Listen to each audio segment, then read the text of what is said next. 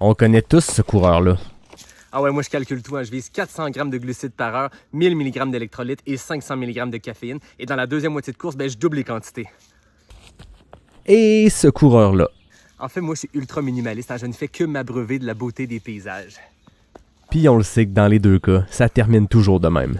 Je fais le pas là. Je fais le pas là.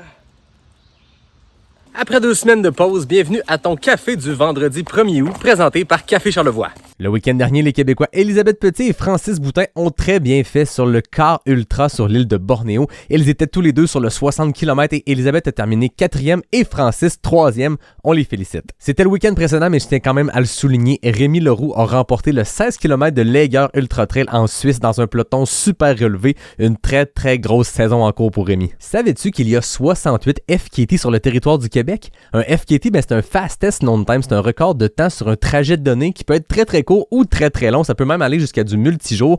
L'important, c'est qu'il faut que le trajet ait une valeur particulière sur son territoire et il faut que le trajet soit enregistré sur le site de Fastest Known Time. Il y a des catégories selon si le record a été fait en autonomie complète, en autonomie assistée ou avec support et cet été, il y a plusieurs FKT qui ont été battus. D'abord, Bastien-Olivier Hamon a retranché 14 heures au FKT du Sentier international des Appalaches en mode autonomie assistée. Mélanie Martel et Carl Tellier ont établi un premier temps de référence en autonomie complète sur le sentier du fjord du Saguenay. Léa Masson a établi un premier FKT féminin sur les 21 km du Sentier des Poètes à Lens-Saint-Jean. Un FKT qui est très populaire, c'est le Tour de l'île d'Orléans et ses 67 km et cette année, Andréane Pinard et Pierre-Louis Cossette ont chacun établi un nouveau temps féminin et masculin en autonomie complète. Julie Tremblay a établi un nouveau temps de référence en autonomie complète sur la traversée de l'Intercentre dans les Laurentides. Et Talia Chevassus a établi un premier FKT féminin sur les 201 km du Petit Train du Nord. Félicitations à tout ce beau monde-là. Le Québec Mégotrail a fait l'annonce de belles nouveautés pour l'édition 2026 en ajoutant un 15 km nocturne le vendredi soir qui, lui, va permettre l'ajout de 2 nouvelles épreuves par étape sur 3 jours,